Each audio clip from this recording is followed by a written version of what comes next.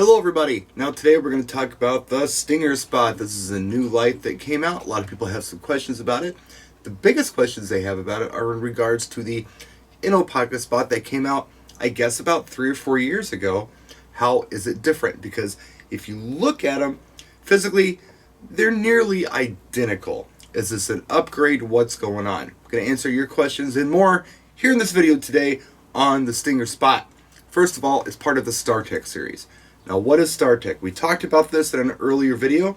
The StarTec series are budget offerings for working DJs, bands, and lighting fanatics. So this is not your higher-end ADJ stuff. This is your affordable stuff. This comes in at less than the Inno Pocket Spot by, I believe, about $100 map. This is a $299 map, the Inno Pocket Spot, where the Stinger Spot is a $199 map. That doesn't mean you can't get it for less than $199.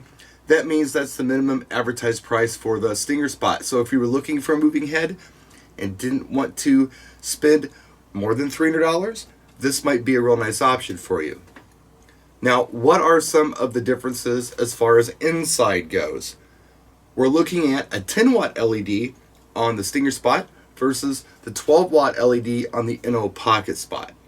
Also, you are not IR remote compatible on the Stinger Spot, whereas the Inno Pocket Spot gives you that ability. Aside from that, the differences are incredibly subtle. Let's take a look. On the base, we're nearly identical. This has more of a slick plastic cover on the LED menu window, where over here on the Stinger Spot, you don't have that. Also, in the Inno Pocket Spot, right up here, you've got your IR remote sensor. You don't have it on the Stinger Spot.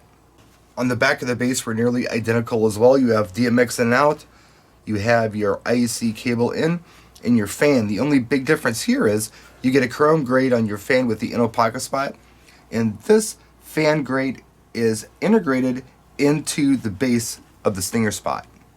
On the head itself, the only difference I can see is up here on the top of the Inno Pocket Spot, it's smooth. The top of the Stinger Spot, it's got this design here. Other than that, I don't see a bit of difference. Now, the one thing that you can't see, and I've only been told about, I don't know it for sure, but I've been told that the servos and such that make the Inno Pocket Spot move around are different than the ones here in the Stinger Spot. The Stinger Spot is not using the same quality as they're using here in the Inno Pocket Spot. However, I put them side by side for a brightness test and a motion test, and I tried to master slave them. As you're going to see here, they're not quite syncing up perfect. One lags a little behind the other. And one thing that I did notice was the Stinger Spot has a feature that the Inno Pocket Spot does not, and that's gobo shake. When they're in master slave mode, the gobos start shaking on the Stinger Spot. It does not, of course, on the Inno Pocket Spot. So I can't tell a difference on brightness. It looks about the same to me. Are they different? Yes, we're looking at 10 watts versus 12 watts. But just to the layman having a look at them, you can't really tell that much. There's a little bit of a difference, but it's pretty negligible as far as I'm concerned. So do they master slave together? Not really, but kind of. It gave me the idea to go ahead and run a pair of Inno Pocket Spots and a pair of Stinger Spots together to see how they would act. I was thinking it might kind of give you almost the Slave 2 effect on the Stinger Spots if you arrange things right. On the far left and far right, you have Inno Pocket Spots, and in the middle, you have Stinger Spots. Here's what I did. The fixture on the far left is our master, and it's an Inno Pocket Spot. The fixture on the far right, our second Inno Pocket Spot, is our second fixture in our master slave chain, and it has a pan tilt inversion. Second from the right is our first Stinger Spot, which is our third light in our master slave chain, and I've done nothing to it. No pan tilt inversion necessary for some reason.